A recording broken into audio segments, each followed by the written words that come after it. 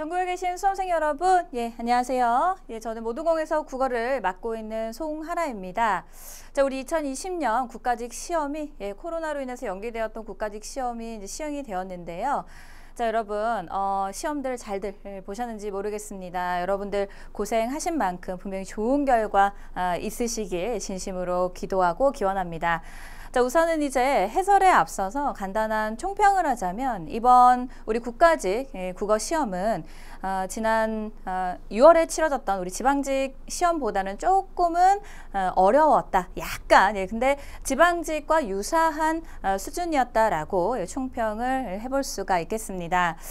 자, 그래서 이제 제가 그럼 여러분들에게 이번 해설을 통해서 이제 여러분들에게 어떤 것들을 이제 제가 말씀을 드릴 거냐면 우선은 이제 시험 문제 해설도 중요하지만 사실은 앞으로 여러분들이 어떻게 이 수험 생활을 또 남은 수험 생활을 어떻게 준비해야 될지에 대한 방법들도 함께 전략을 한번 짜봤습니다. 자, 그래서 이제 우선은 우리가 1번부터 20번까지 총 20문제에 해당이 되는 이 문제들 중에 우리 수험생들을 가장 힘들게 했던 문제는 과연 어떤 문제들이었고, 그리고 여러분들이 고득점, 즉 합격 점수대를 받기 위해서는 어떤 문제들을 좀 중점적으로 공부해야 되는지에 대해서도 같이 한번 살펴보도록 하겠습니다. 자, 우선은 이제 우리 이번 2020년 국가직 문제를 분석을 해보면 지식형 문제가 총 10문항, 그리고 지문 분석형 문제가 총 10문항에서 비등비등하게 출제됐다라고 이제 저는 그렇게 분석을 했는데요. 자, 그래서 이제 국어 문법과 국어 규범 파트에서 이제 7문항 정도가 출제가 되었고, 어휘 한자에서 이제 올해 좀 특징적인 우리 문제가 어휘 한자, 그러니까 어휘 한자어 문제가 2문제가 출제가 되고, 그리고 한자 성어 문제가 출제가 되면서 어휘 한자 성어 파트에서 총 3문항이 출제가 되었다. 그러니까 우리가 조정 점수 말고 5점으로 환산했을 때 점수를 말씀을 드리면 약 한 15점 정도가 여기에 이제 배정이 됐다. 라고 하는 걸 우리가 알 수가 있는 겁니다. 그래서 이제 한자나 어휘, 한자 성어들을 좀 등한시했던 분들이라면 좀 고득점이 좀 힘든 시험이지 않았나라고 분석을 해볼 수가 있겠고요. 자, 독해 파트는 6문항으로 이제 출제가 되었는데 사실은 이제 여러분들이 현대문학에서도 소설 파트, 이러한 소설과 현대 소설 그리고 현대 시 파트에서 각각 한 문제씩 출제가 되었는데 마찬가지로 이제 여러분들이 어느 정도 배경 지식이 있고 문학에 대해서 어느 정도 감각만 있으면 충분히 풀어낼 수 있는 문제가 출제가 된 것으로 분석을 할 수가 있겠습니다. 이후에 제가 해설을 통해서도 계속 말씀을 좀 드리도록 할게요.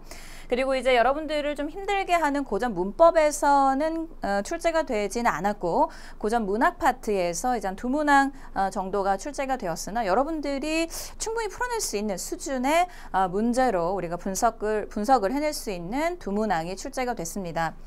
자, 그래서 이제 우리가 제가 우리 모두공 사이트에 이렇게 오답률 탑5를 이렇게 선정을 해봤고, 그리고 체감난도 우리 수험생들이 어떻게 어느 정도 어렵게 생각을 하는지를 좀 이렇게 조사를 해봤는데, 그래서 이제 보통이었다라고 하는 내용이 이제 52.7%의 답변이었습니다. 그래서 이제 아무래도 여러분들이 이번 국가직 시험이 다른 과목들은 좀 어려웠다라고 이야기를 하시는데, 물론 지방직보다 우리 국어 시험은 약간 어려웠지만 그래도 여러분들이 이제 어느 정도 공부를 좀 하셨던 분들이라면 원하는 점수대 받기는 크게 그렇게 어렵지는 않게 많은 수험생들이 느낀 걸로 이렇게 조사가 됐습니다.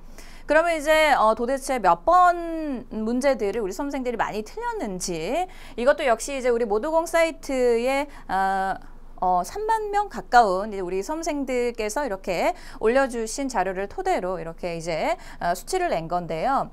1위가 생각 외로 저는 이제 한자어가 1위일 것이다 이렇게 생각을 했는데 2번 문제였습니다. 2번 문제는 이제 고라 떨어지다라고 하는 이제 맞춤법과 관련된 문제였어요. 발음 표현과 관련된 문제였는데 이거를 이제 실수를 많이 틀린 게 아닌가, 아니면 또는 나머지 선택지에서 좀 헷갈리셔서 그러니까 공부를 좀 오히려 너무 많이 해서 틀린 게 아닌가 이런 생각 또 제가 좀 해봤는데 2번 문제가 가장 오답률이 높은 문제로 지금 보여지고 있습니다. 77.2% 가까운 오답률을 보이고 있고요. 그리고 10번 문제와 그리고 또 5번 문제 같은 경우는 한자어 문제가 되겠습니다. 한자어 문제 역시 많은 수험생들이 좀 틀리는 문제였고요.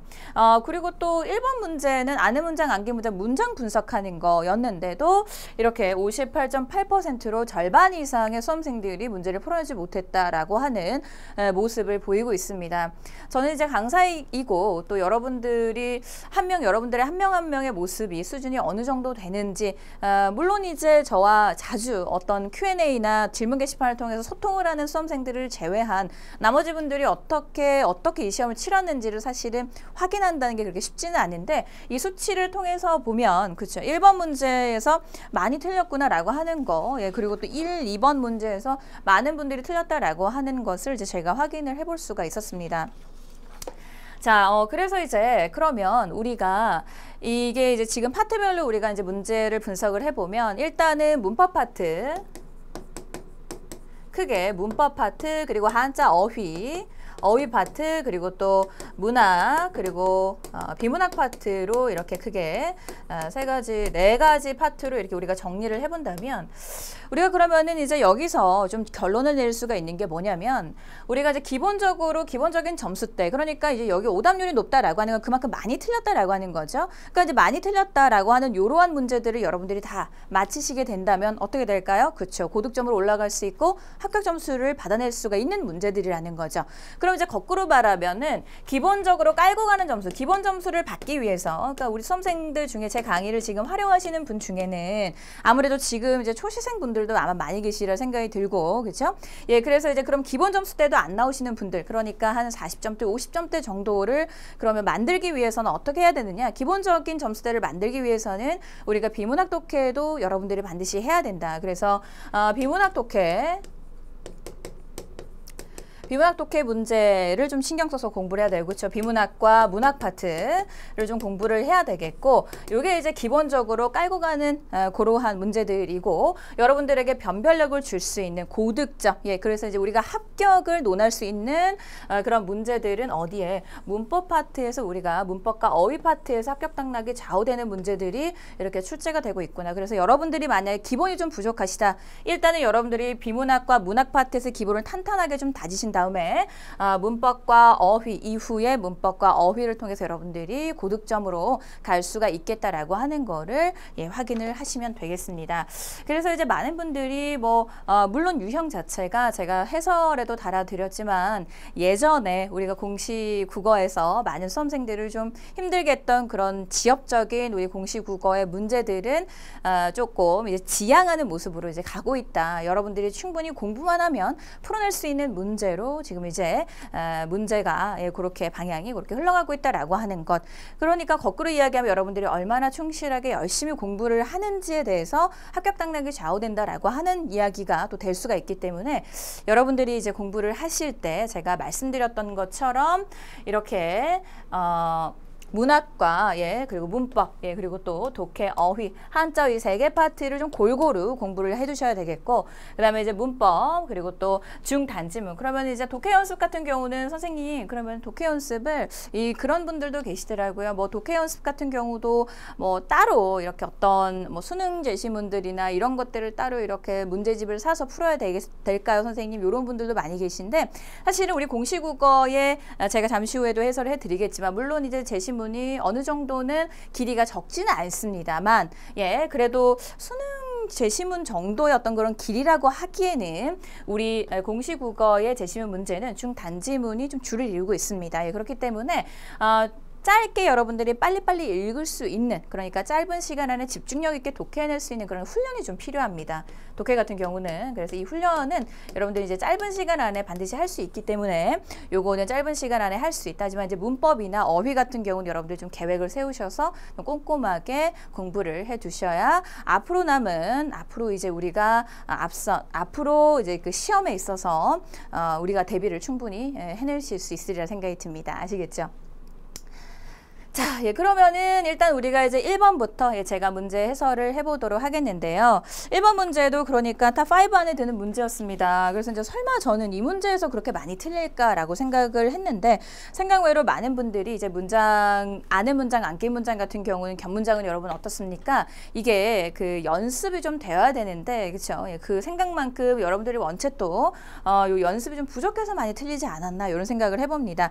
자, 암기 문장이 없는 것은 이라고 되어 있어요. 예, 그래서 이제 우리는 개념이 머릿속에 이어진 문장의 개념과 암기 문장의 개념이 있어야 됩니다. 그렇죠? 그래서 이제 암기 문장이다라고 하는 거는 큰 A와 B 문장이 있으면 그 문장 안에 예, 작은 A, 그러니까 뭐 A 다시 그리고 또 B라고 하는 이렇게 서술어. 그러니까 두 개의 문장이 안에 이렇게 안겨 있는 것을 우리가 암기 문장이라고 하죠. 이어진 문장 같은 경우는 이제 A 주어에 해당이 되는 B 서술어, 그리고 또 A 다시에 해당이 되는 B 서술어인 뭐 B 다시가 연이어서 이렇게 나타나는 이런 구조를 우리가 이어진 문장이라고 했습니다.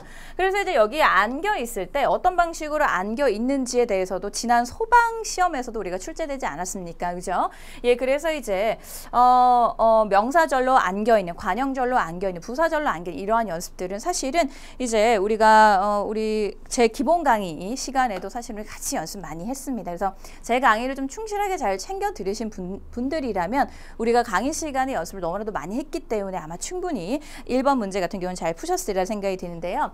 자, 어쨌든 그래서 이제 한번 보도록 할게요. 1번에 자, 나는 동생이 시험에 합격하기를 고대한다. 여러분 음기 나오면 우리 뭐라고 했습니까? 명사절을 나타내주는 표지다라고 말씀을 드렸죠.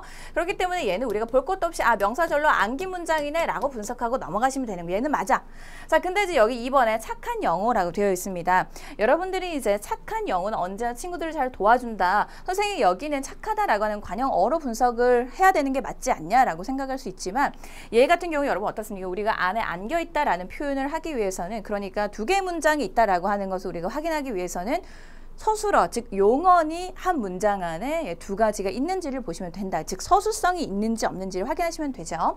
예, 그렇기 때문에 이제 여기 착하다라고 하는 것은 즉 관형사에서 관형어 자리에 들어간 게 아니라 착하다라고 하는 용언에서 니은, 그렇죠. 전성 어미로 인해서 이렇게 영어로 수식을 해주고 있는, 그러니까 관형절로 여러분들이 분석을 해내셔야 되는 2번 선택지가 되겠습니다. 그래서 아마 여러분들이 이제 이 개념이 좀 명확치 않으셔서 틀린 게 아닐까 이렇게도 제가 생각을 해봤는데, 자, 어쨌든 그래서 이제 2번 같은 경우는 관형절로 암긴 문장으로 여러분들이 분석을 해내시면 되겠고요.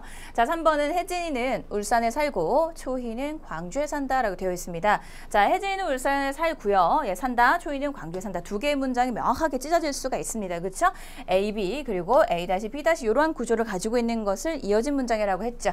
예, 그렇기 때문에 얘는 아는 문장으로 분석을 하기에는 좀 어색하다. 그래서 답은 3번으로 여러분들이 찾으시면 되는 문제가 되겠습니다. 자, 그 다음에 이제 4번에 아버지께서는 나에게 내일 가족여행을 가자고 말씀하셨어요. 여러분, 고 간접 인용격 조사죠. 예, 그리고 역시 이 문장도 아버지께서는 말씀하셔서 내일 나에게 가족여행을 가자라고 말씀하신 그 두 개의 문장이 합해져 있고 안에 안겨 있구나라고 하는 거를 여러분들은 충분히 잘 찾아내실 수 있으리라 생각이 듭니다. 예, 그래서 1번에 암긴 문장이 없는 것은 3번으로 찾으시면 되는 문제인데 왜 많이 틀리셨는지, 예.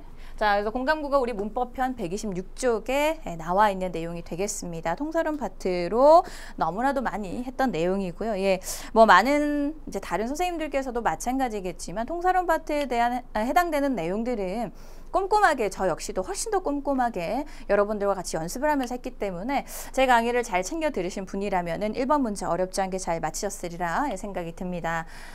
그래서 이제 우선은 이제 다음 문제를 해설하기 전에, 그래서 2번 문제도 마찬가지로 이제 앞부분에 지금 이제 문법 파트의 문제들이 어느 정도 포진이 지금 되어 있는 상황이다 보니까 아무래도 우리 수험생들이 조금은 그쵸 지방직보다는 이번 국가직 시험이 조금 어렵다, 난도가 있다라고 느끼지 않았나 이런 생각을 제가 해보게 됐습니다. 그래서 이제 근데 제 강의를 정말 꼼꼼하게 잘 챙겨 들으신 분들, 저한테 이제 뭐 점수가 몇 점 받았다라고 이렇게 따로 피드백 해주신 분들 같은 경우는 그래도 지방직 만큼 점수를 또 잘 받아 오셨더라고요.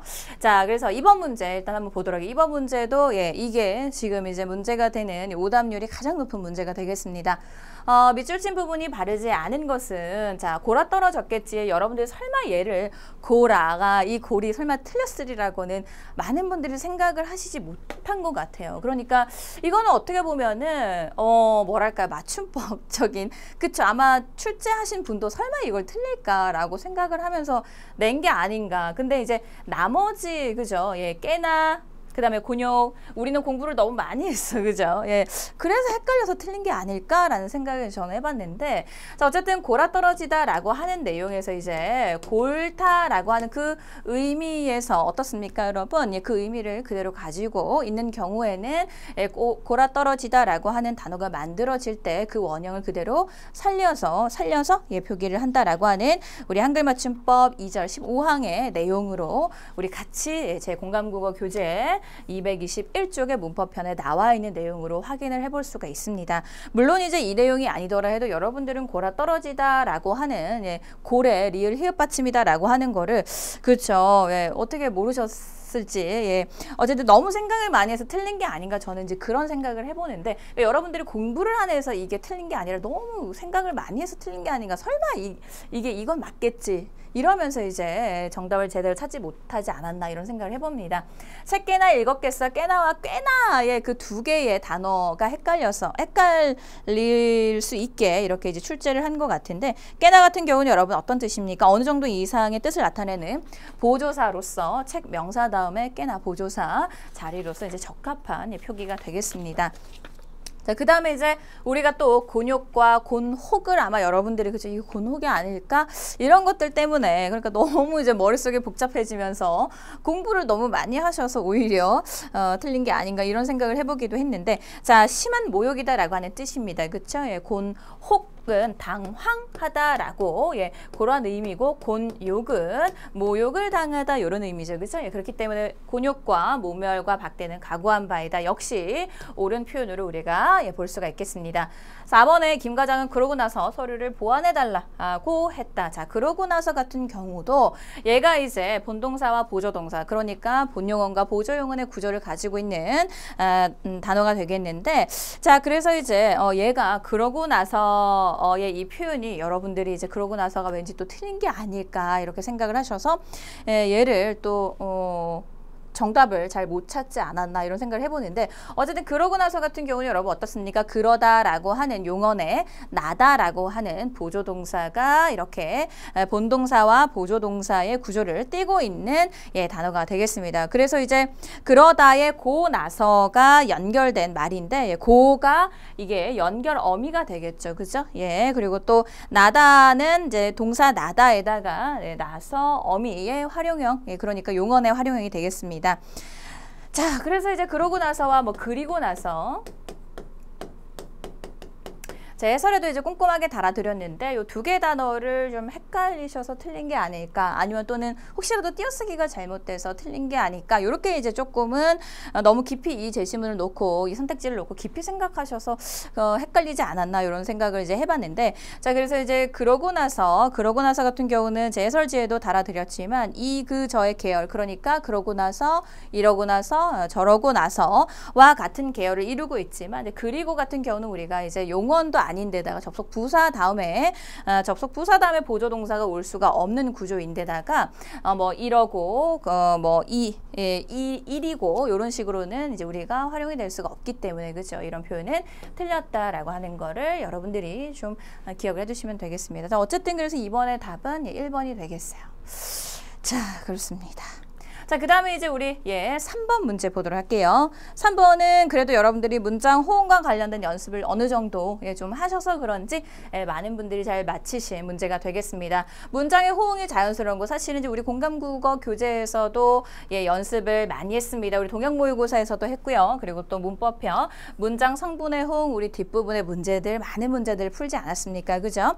자, 그래서 이제 내가 강조하고 싶은 점은 주어입니다. 그래서 우리가 고유한 언어를 가졌다는 점이다 라고 해줘야 되지. 내가 강조하고 싶은 점은 고유한 언어를 가졌다. 좀 어색한 문장이죠. 예, 그렇기 때문에 좀 어색하고 2번에 좋은 사람과 대화하며 함께한 일은 이 일은 즐거운 시간이었다. 이 일이 즐거운 시간이다라고 하는 것이 조금 어색합니다. 예, 그렇기 때문에 함께한 뭐 시간은 즐거웠다라고 표현을 하든지 예, 그래서 조금은 좋은 사람과 대화하며 함께한 일은 즐거운 시간 뭐 시간으로 뭐 기억된다 이렇게 조금은 이제 뒤에 서술어를 좀 더 명확하게 해줘야 예, 바른 문장 호응으로 우리가 볼 수가 있겠습니다. 3번에 내 생각은 집을 사서 이사하는 것이 좋겠다고 결정했다는 것이다를 써줘야 되죠, 그죠? 예, 우리 연습 너무 많이 했기 때문에 자 그래서 이제 이거는 3번 선택지도 예, 틀렸다라고 하는 거 여러분들이 아마 잘 찾아내실 수 있으리라 생각이 듭니다. 예, 그래서 이제 우리가 동형과 예, 그리고 또 우리 문법편의 문장 성분의 호응 파트에서 우리 같이 연습도 많이 했고 문제도 많이 풀어봤기 때문에 3번 문제는 그렇게 오답률이 높지 않은 예, 문제로 분석이 되고 있는 문제가 되겠습니다. 자, 그 다음에 4번 보도록 할게요. 자, 기억과 리을의 고쳐쓰기 방안으로 적절하지 않은 것을 찾아보라라고 하는 문제고요. 자, 기억에 공사하는 기간 동안 안전사고가 일어나지 않도록 유의해 주십시오라고 되어 있습니다. 자, 기간과 동안은 의미가 중복되므로 공사하는 기간 동안은 공사하는 동안으로 바꿔주는 것이 좋겠죠. 예, 적절하게 잘 고치고 있습니다. 그 다음에 니은에 오늘 오후에 팀 전체가 모여 회의를 갖겠습니다라고 되어 있습니다. 그죠? 가지다라고 하는 것은 번역2의 표현으로서 여러분 어떻습니까? 회의를 갖겠습니다는 번역2이므로 회의를 하겠습니다로 우리는 이제 고쳐주는 것이 옳겠습니다. 그죠? 자, 그래서 이제 이번 선택지도 역시 옳은 선택지로 여러분들 찾으시면 되겠고요. 자, 디귿에 비상문이 열려져 있어 신속하게 대피할 수 있었다. 열려져. 예. 리와 어지다가 결합한 뭡니까, 여러분? 그렇죠. 이중피동. 여러분, 우리 이중피동의 내용도 우리 공감국어, 예, 문법편, 예, 심지어는 문제도 우리 30번 문제 예, 그대로 같이 연습했던 거 시키다 요 4번 선택지 그죠? 예, 그대로 했던 거 나왔습니다. 그래서 이중피동에 대한 내용도 예, 우리 공감국어 교재 160쪽과 그리고 또 195쪽의 문제 30번을 통해서도 연습을 많이 했습니다. 그죠?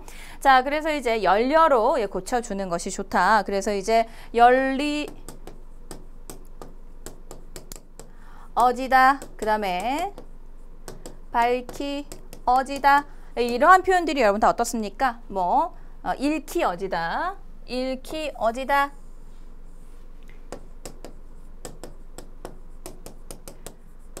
뭐 이러한 표현들 그죠? 보이 어지다. 자, 이게 전부 다 여러분 우리가 어떻게 분석이 될 수 있는 것들입니까? 다 피동 접사가 사용이 된 것과 동시에 이중 피동이 한 번 더 사용이 된 단어들이죠. 예, 그렇기 때문에 이제 열려지다, 보여지다, 읽혀지다는 다 틀린 예, 표현으로 잘못된 이중 피동으로 우리 같이 정리를 했습니다. 예, 그래서 이제 열려로 해줘야 된다라고 하는 거는 뭐 우리 수업 시간에 너무 많이 했으니까 예, 이것도 아마 여러분들이 어렵지 않게 잘 풀어내셨을 생각이 들고요.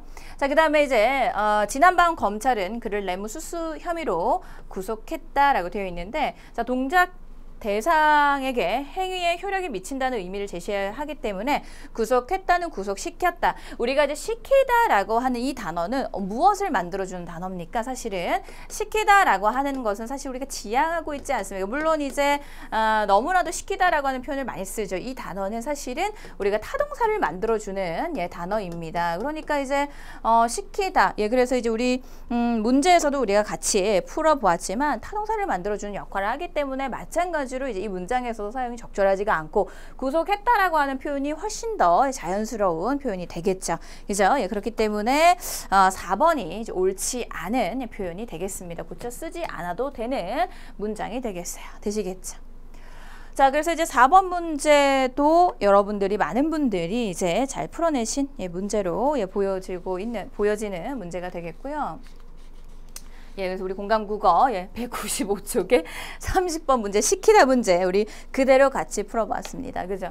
그러니까 이제 여러분들이 제가 1번부터 지금 4번까지 해설을 지금 했는데 여러분들이 아마 쭉 보셔서 아시겠지만 다른 과목은 잘 모르겠지만 우리 국어 같은 경우는 사실은 그냥 기출로만 정리하기에는 조금 한계가 있다. 왜냐? 이런 식으로 이제 어느 정도 기본이 되는 기초가 되는 문법 어떤 그런 내용들 위에 이렇게 이제 나머지 것들을 활용해서 풀어보는 문제들이 좀 많이 나오기 때문에 그냥 단순히 기출로만 정리하기에는 조금 힘든 부분이 있습니다. 그리고 게다가 또 제 교재 같은 경우도 기본서에서 다 출제가 되었죠. 그죠? 예, 그래서 여러분들이 기출로 좀 마무리를 하는 게 좋지 않을까.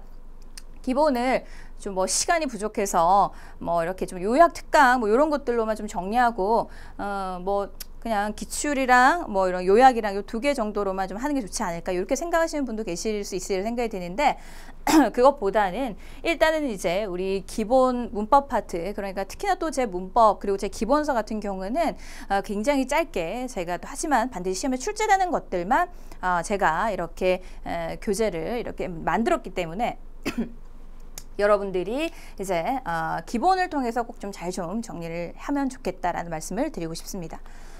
자, 여러분 5번 같이 한번 보도록 하겠습니다. 자, 기억에서 리을을 사전에 올릴 때 한글 맞춤법 규정에 따른 순서로 적절한 것을 골라라 라고 하는 문제가 되겠습니다. 5번 문제도 많은 분들이 틀린 오답률 탑5 안에 드는 문제가 되겠는데요.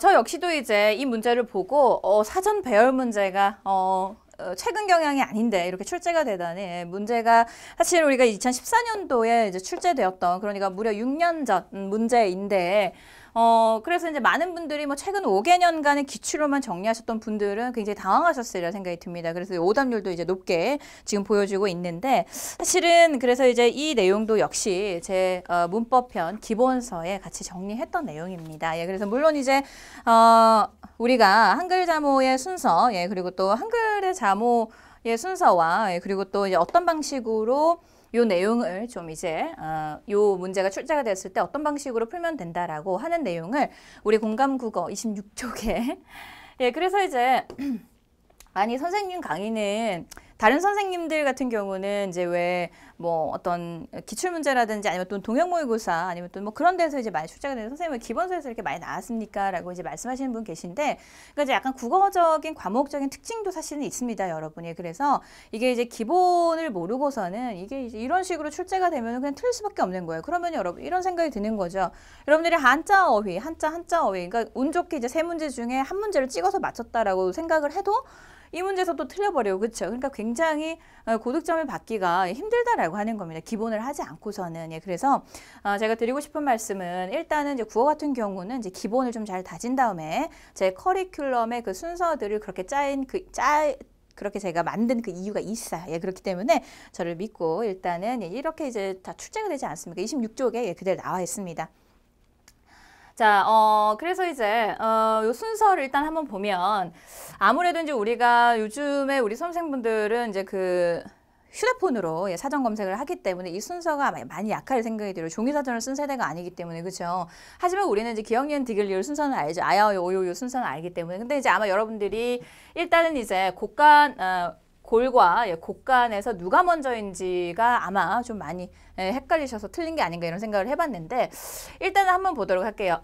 자, 일단은 이제 그래서 리을 시옷이 리을 시옷 다음에 시옷 받침인지 아니면 또는 시옷 받침 다음에 리을 시옷인지는 일단은 이제 리을 다음에 리을 계열의 겹받침이 리을 시옷의 순서가 옳습니다. 그렇기 때문에 이제 제일 처음에 와야 되는 것은 이제 골이 맞고요. 그 다음에 곡간이 오는 것이 옳습니다. 우리가 이제 뭐 제일 처음에 이제 기역은 다 동일하니까 그죠? 초성의 기역은 다 자음은 다 동일하기 때문에 두 번째로 이제 중성의 오 모음을 우리가 볼 필요가 있죠. 오 그리고 또 니은에는 유 모음이 되겠고 그죠?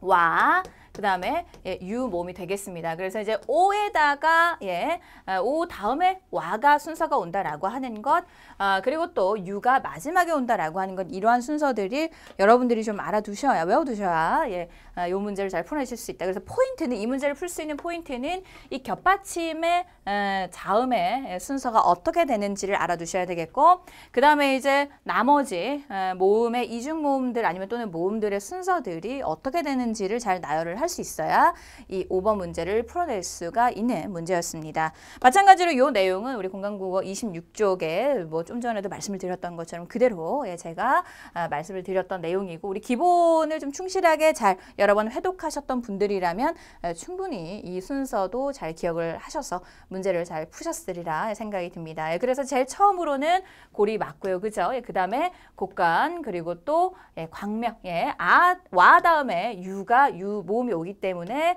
규탄이 제일 마지막에 와야 되는 모음이 되겠습니다. 그래서 이제 5번 여러분 이렇게 이제 문제를 푸시면 되겠고요. 자, 6번 문제도 오답률이 높은 문제였죠. 한자어 문제입니다. 자, 그렇습니다. 밑줄 친 말의 의미와 거리가 먼 거. 오지랖이 넓다, 오지랖이 넓다라고 되어 있어요. 오지랖이다라고 하는 것은 이제 옷의 앞자락, 윗옷의 앞자락을 뜻하죠. 오지랖이 넓다라고 하는 것은 남의 일에 참견을 잘한다. 이러한 아무 쓸데없이 지나치게 아무 일에 참견하는 면이 있다. 이런 의미를 나타내는 단어이지 않습니까? 그죠?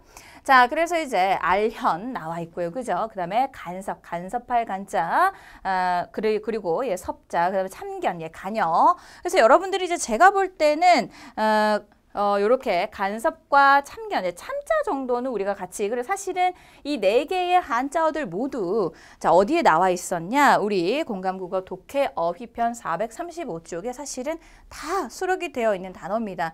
제가 여러분들이 제 교재를 보시면 아시겠지만 제 수강생들은 다 고득점을 받았죠. 그죠? 그래서 이제 제 교재를 보시면 아시겠지만 뒤에 어휘도 굉장히 얇습니다. 그래서 이제 여러분들이 반드시 해야 되는 한자어들 따로 정리를 해 두었고요. 그리고 또 한자 성어 여러분들이 시험에 나올 만한 것들 이번에 출제되었던 잠시 후에 같이 볼 한자 성어의 그 한자 성어들도 다 제 교재에 있는 우리 어휘 파트에 있었던 내용들입니다.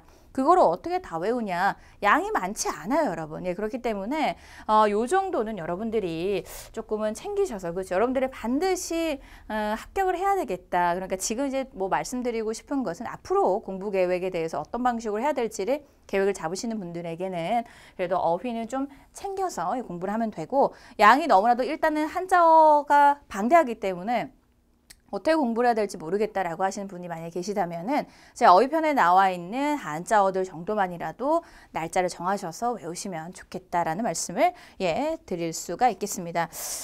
자, 근데 이제 사실은 그래요. 외우지 않으면 한자어 같은 경우는 이제 복불복이다 보니까 그죠. 진짜 이렇게 뭔가 외우지 않으면 내가 어제 우연히 보고 온 한자어들이 그 다음날 시험장에 시험지를 탁 펼쳤는데 눈에 탁 보여. 이러면 너무나도 좋겠지만 그죠. 그래서 모든 한자어들 우리가 다 외울 수는 없더라 해도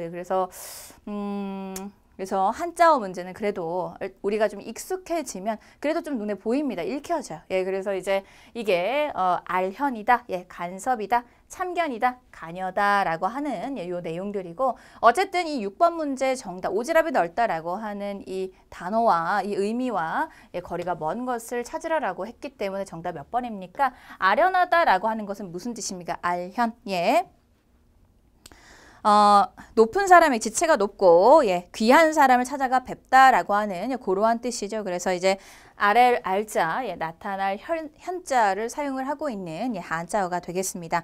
그래서 이제 이거는 이 알현이다라고 하는 이 단어 오지랖이 넓다라고 하는 것과는 좀 거리가 먼 한자어로서 여러분들이 이제 1번으로 찾으셔야 되는 문제가 되겠습니다. 간섭할 간자와 건널 섭자 그리고 또 참견할 참자, 그리고 볼 견자, 그리고 간섭할 간자와 그리고 덮을 여자. 그래서 여러분들이 사실은 요 정도 한자어들은 사실 우리가 같이 좀 너무나도 많이 했기 때문에 그죠? 어휘 시간에 그래도 요 6번 문제 정도는 좀 맞히셨다면은 그래도 한 95점, 한 90점 이후에 나오는 한자어 그 문제 한 문제 정도가 좀 틀리더라 해도 그죠? 나머지들은 좀 잘 맞추셨으면 좋지 않았을까라고 하는 게 이제 강사로서 욕심인데 어쨌든 그래서 이제 이러한 문제가 출제가 되었고요. 거리가 먼 것은 1번 문제가 되겠습니다. 아시겠죠?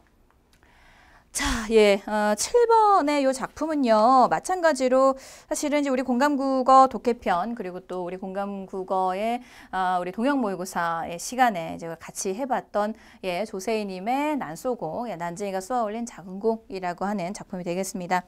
이 작품은 이제 급격한 산업화 속에서 소외되는 난쟁이라고 하는 인물을 이제 우리들에게 보여주고 있죠. 여기서 서술자가 1인칭 서술자로 큰아들 영수가 서술을 하고 있습니다. 자, 그래서 이제 이 내용들이 어떤 내용, 도시 빈민들의 이제 어떤 그런 궁핍한 삶과 그리고 어떤 좌절된 꿈에 대한 내용이 되겠는데, 자, 적절하지 않은 것을 찾아보라라고 하는 내용이 되겠습니다. 첫 번째 문장부터 우리를 너무 힘들게 하죠, 그죠? 우리를 너무 마음 아프게 해요. 천국에 사는 사람들은 지옥을 생각할 필요가 없대요. 그러나 우리 5 식구는 지옥에 살면서 천국을 생각했다. 단 하루라도 천국을 생각해보지 않은 날이 없다. 그러니까 너무나도 이제 사는 것이 너무 힘든 거예요. 하루하루의 생활이 지겨웠기 때문이다. 우리의 생활은 전쟁과 같았다. 마치 우리의 모습 같지 않습니까? 그죠? 우리 수험생들과 그리고 저의 모습. 우리는 그 전쟁에서 날마다, 그렇죠? 우리는 왜 날마다 이렇게 지기만 하는 건지.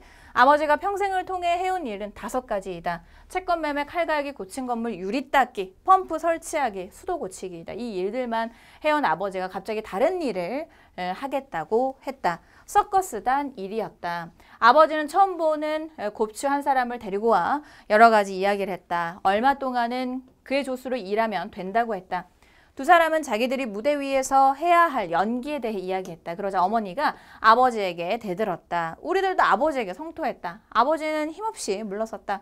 곱추는 멍하니 앉아 우리를 보았다. 곱추는 눈물이 핑 돌아갔다. 그의 뒷모습을 아주 쓸쓸해 보였다. 아버지의 꿈은 깨졌다. 아버지는 무거운 부대를 메고 다시 일을 찾아 나갔다. 어머니가 울었다. 어머니는 인쇄소 재봉 공장에 나가 접지 일을 했다. 그러니까 지금 이제 5 식구들이 다 어딘가에 나가서 공장에 나가서 그리고 다 그 일들이 다 힘든 일들이죠. 그죠?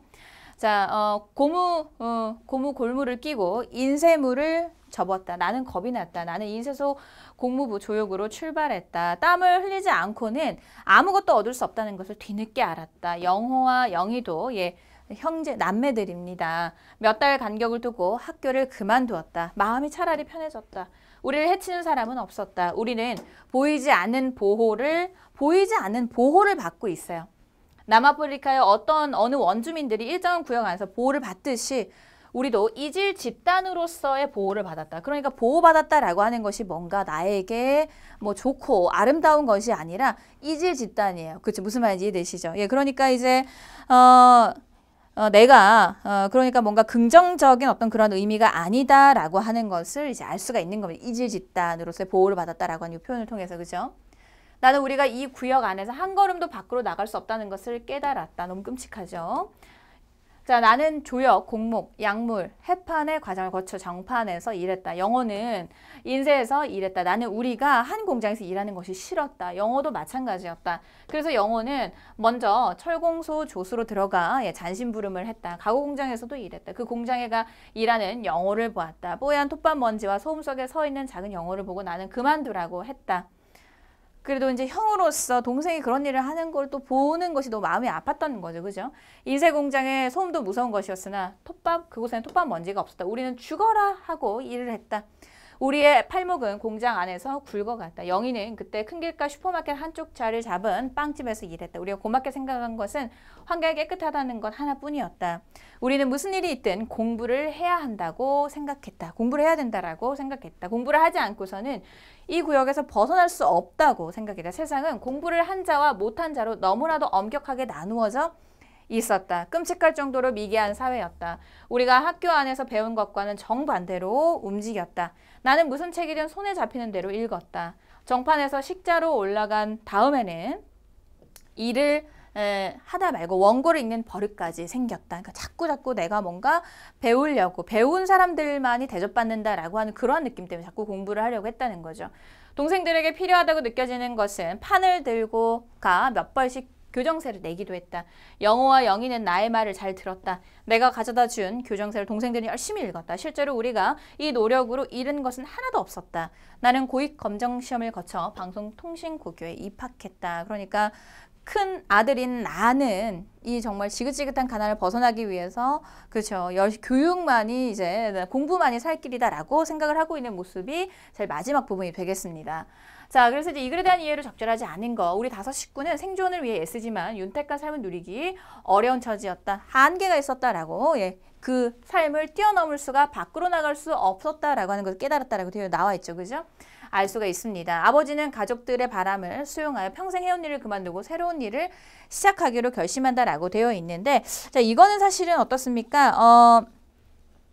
새로운 일을 시작하는 것이 아니라 오히려 단념했다. 어머니가 그런 일을 해야 되느냐라고 뭔가 싫은 내색을 한 거죠. 그죠? 아들들도 마찬가지고. 예, 그렇기 때문에 이제 적절하지 않은 것은 정답은 2번이 되겠습니다. 3번에 보이지 않는 보호는 말 그대로 보호라기보다는 벗어날 수 없는 계층적 한계를 의미한다. 그렇죠? 이질적인 집단으로서 그렇죠? 보호를 받았다. 아프리카 난민들 같은 취급을 받았다라는 표현을 이제 사용을 하고 있기 때문에 3번도 역시 적합하다라는 것을 우리가 알 수가 있습니다. 우리는 자신들의 구역에서 벗어날 길은 자, 공부한 자와 못한 자로 나누어진다라고 되어 있기 때문에 그죠? 무슨 일이 있어도 공부를 해서 이 지긋지긋한 이 가난으로부터 벗어나 보자라고 하는 생각을 큰아들인 영수는 한 거죠. 자, 그래서 이제 적절하지 않은 것은 여러분 2번 정답이 되겠고 이 7번 문제 같은 경우는 사실은 여러분들이 이제 다들 잘 풀어내신 문제가 되겠습니다. 그리고 또 우리 같이 정리했던 내용이고 아니면 또는 혹시라도 이제 이 작품에 대해서 조금 모르신 분들이 만약에 계시더라 해도 여러분들이 뭐 혹시라도 그렇죠? 비문학 독해처럼 꼼꼼하게 잘만 읽기만 한다면 충분히 풀 수 있는 문제였다라고 평가할 수 있겠습니다. 자, 8번 문제 보도록 할게요. 8번 문제는 진짜 비문학 독해 문제입니다. 그죠? 예. 그래서 이제 이번 올해 우리 국가직 시험 같은 경우는 이제 이렇게 글밥이 조금 이제 많은 모습을 보이고 있으나 그래도 이렇게 제시문 하나당 문제 한 문제이기 때문에 여러분들이 뭐 어떤 수능 정도까지의 난도를 요한 어떤 그런 비문학 독해 연습보다는 중단지문으로 이제 짧게 좀 글을 잘 읽는 연습이 훨씬 더 중요하니까 훈련을 통해서 여러분들이 연습을 잘 해주시면 되겠고요. 자, 글쓴이 견해에 부합하지 않는 거 한번 보도록 하겠습니다. 사물 인터넷, IoT, 인터넷 오브 싱즈의 정의로 수십억 개의 사물들이 서로 연결되는 것이라고 설명하는 것은 그리 유용하지 않다. 사물 인터넷이 무엇인지 이해하기 위해서는 자, 사물에서 출발하기보다는 어디에서 인터넷에서 출발하는 것이 좋다. 인터넷이 전 세계의 컴퓨터를 서로 소통하도록 만든다는 생각이 실현된 것이라면 사물 인터넷은 이제 전 세계 사물들을 컴퓨터로 만들어서 소통하게 하는 것이라고 하는 거예요. 그렇죠? 예, 그래서 이제 정의를 이렇게 내려주고 있고요. 자, 컴퓨터는 본래 전원이 있고 칩이 있고 이것이 통신장치와 프로토콜을 갖게 되어 연결된 것이다. 그렇다면 이제는 전원이 있었던 전자기기나 기계 등은 그 자체로 전원이 없었던 일반 사물들을 새롭게 센서와 배터리, 통신 모듈이 부착되면서 컴퓨터가 되고 이렇게 컴퓨터가 된 사물들은 그들 간에 또는 인간의 스마트 기기와 네트워크로 연결되는 것이다. 현재 인터넷과 사물 인터넷 차이를 혹자는 사람이 개입되는 것은 사물 인터넷이 아니라고 이야기를 하면서 엄격한 M2M, 머신 투 머신이라는 개념에 근거해 설명한다. 또 혹자는 사물 인터넷이 실현되려면 사람만큼 사물이 판단할 수 있어야 한다고 주장하면서 사물의 지능성을 중요시하는 경우도 있는데 두 가지 모두 그릇된 것이다. 사물 인터넷을 제대로 이해하려면 기존 인터넷과의 차이점에 대해 주목하기보다는 오히려 공통점을 인식하는 것이 중요하다. 컴퓨터를 서로 연결하는 수준에서 출발하는 것이 기존의 인터넷이라면 이제는 사물 각각의 컴퓨터가 되고 그 사물들이 자, 사람과 손쉽게 닿을 수 있는 스마트폰, 스마트워치 등과 서로 소통하는 것이다 라고 이야기를 하고 있는 제시문입니다. 의견에 부합하지 않는 거, 자, 위에 나와 있는 내용이 아닌 것을 찾으면 돼요. 거리가 먼 걸 찾으면 됩니다. 자, 사물 인터넷의 개념을 파악하기 위해서 기존의 인터넷과 공통점을 이해하는 것이 필요하다. 바로 우리 같이 살펴보았습니다. 그죠? 센서와 배터리, 통신 모듈 등을 갖춘 사물들이 네트워크로 연결되어 사물 인터넷 기능을 한다. 방금 우리 살펴봤습니다. 그죠? 자, 사물 인터넷은 사람 수준의 기능을 가진 사물들이 네트워크상 인간의 개입 없이 서로 소통하는 것, 이 거리가 멀죠. 그래서 개입이 있어야 된다라고 하는 바로 그 내용이 되겠습니다. 그래서 이제 두 번째 문단에 보면 사물 인터넷과 관련돼서 사람의 개입이 없는 엄격한 개념과 사람이 사물이 사람만큼 판단할 수 있는 지능이어야 된다는 의견이 모두 그릇된 것이다라고 이제 이야기를 해주고 있기 때문에 그래서 부합하지 않은 것은 여러분 몇 번? 3번으로 찾으시면 되는 비문학 독해입니다. 그러니까 이거는 사실은 이제 인터넷과 관련된 우리가 이제 그 소재 같은 경우도 우리 이제 독해편에서 같이 연습도 많이 했었고 동영에서도 연습을 많이 했기 때문에 그죠? 그래서 이제 뭐 제시문을 이제 요거를 읽어내고 독해를 해내는 것이 그렇게 어렵지 않은 문제로 평가를 할 수가 있겠습니다. 되시겠죠? 자, 그 다음에 이제 우리 9번 문제도 보도록 하겠습니다. 9번 문제는 한시 작품으로 뭐 고전 파트의 문제로 제가 이제 요 9번 문제를 집어넣기는 했으나 사실은 이 한시의 한자어들을 해독하지 못하더라 해도 우리는 충분히 풀어낼 수 있는 문제였습니다. 그죠? 적절하지 않은 걸 찾아내는 문제였고요. 내용들을 한번 보도록 하겠습니다. 이제 이달의 제총료 같은 내용인데 그러니까 제사 지낼 제자 그리고 이게 무덤 총자입니다. 그죠? 그리고 또 무덤에서 부르는 노래다라고 하는 그러한 의미인데 한번 볼게요. 옆에 친절하게 이제 이렇게 우리 한글로 현대어로 이렇게 표기를 해주고 있습니다. 흰둥이가 앞서고 누렁이는 따라가는데 들반머리 풀섭에는 무덤이 늘어서 있네. 늙은이가 제사를 끝내고 밭사이 길로 들어서자 해 저물어 취해 돌아오는 길을 아이가 부축하네. 자, 이달이 살았던 시기를 고려할 때 시인은 임진왜란을 겪었을 것이라 추정이 된다. 이 시는 해질 무렵 두 사람이 제사를 지낸 뒤 집으로 돌아오는 상황을 노래하고 있다. 그죠? 따라가는데, 그쵸? 자, 그래서 이제 이 시에서 무덤이 들반머리에 늘어서 있다는 것은 전란, 즉 전쟁을 겪은 마을에서 많은 이들이 갑작스러운 죽음을 맞이했음을 의미한다라고 할 수가 있습니다. 그죠? 여기서 등장하는 늙은이와 아이는 할아버지와 손자의 관계로 파악할 수 있고 아마도 이들은 아이의 부모이자 할아버지의 자식에 해당이 되는 이의 무덤에 다녀오는 길일 것입니다. 자, 할아버지가 취한 까닭도 죽은 이에 대한 안타까움과 속상함 때문일 것이고, 그죠? 이 시는 전반부에서는 그림을 그리듯 장면을 묘사하고 있고, 후반부에서는 정서를 표출하는 성경후정이라 되어 있는데, 그러니까 앞에는 즉 경치를 묘사를 하고 있고 뒤에 뭐 감정 노래를 하고 있다라고 되어 있는데 처음부터 끝까지 묘사가 주를 이루고 있습니다. 할아버지가 뭐 슬퍼서 눈물을 흘린다 아니면 또는 뭔가 슬퍼하는 뭐 뻐꾹새가 이러한 어떤 그런 감정적인 표현들이 나와 있지 않기 때문에 4번이 가장 적절하지가 않은 내용이 되겠습니다. 자, 그래서 이제 여러분 답은 4번으로 찾으시면 되는 한시가 되겠어요. 그래서 만약에 이제 이 작품이 그렇죠. 그러니까 막 복잡하게 되어 있어서 이 한자어를 막 읽고 얘를 보고 이렇게 풀어야 되는 것인가라고 이제 부담을 가질 수는 있으나 그렇게 풀지 않더라도 여러분들이 충분히 답 찾기는 어렵지 않은 문제였다라고 하는 거 아시겠죠? 자, 그 다음에 이제 우리 10번 문제 보도록 하겠습니다. 10번 문제도 2번 문제 다음으로 오답률이 가장 높았던 문제입니다. 한자어 문제고요. 그죠?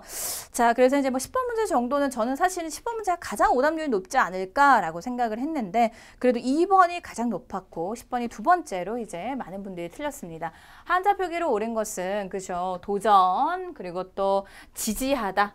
지지했다. 그 다음에 또 침묵 그리고 또 맹세 이 각각의 한자어들이 어떤 것들이 이제 옳은지를 찾아내야 되는 것이고 정말 말 그대로 이거는 정말 여러분들의 한자 어휘를 측정하는 바로 그러한 문제가 되겠습니다.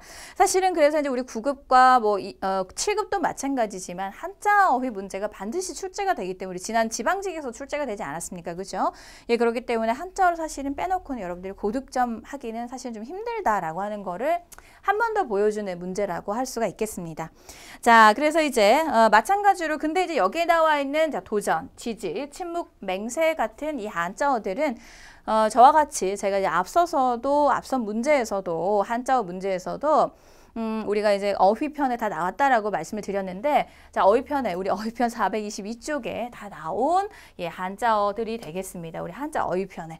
근데 제 교재에 나와 있는 이 한자어들이 많지가 않습니다. 400단어, 450단어 안쪽으로 제가 다 추렸기 때문에 그 단어 안에서 또 다 이렇게 출제가 또 되고 있어요. 그렇기 때문에 이후에 한자 성어 문제도 그렇기 때문에 이제 그 정도만이라도 우리 여러분들이 좀 외워두시면 분명히 그래도 어느 정도 완벽하게 다 알지는 못하더라 해도 감각적으로라도 한자어들을 좀 풀어낼 수 있지 않았을까라는 생각을 좀 해봅니다. 자, 어쨌든 그래서 1번에 이제 도전이다라고 하는 이 도전에 해당이 되는 한자어는 도울 도자를 써줘야 됩니다.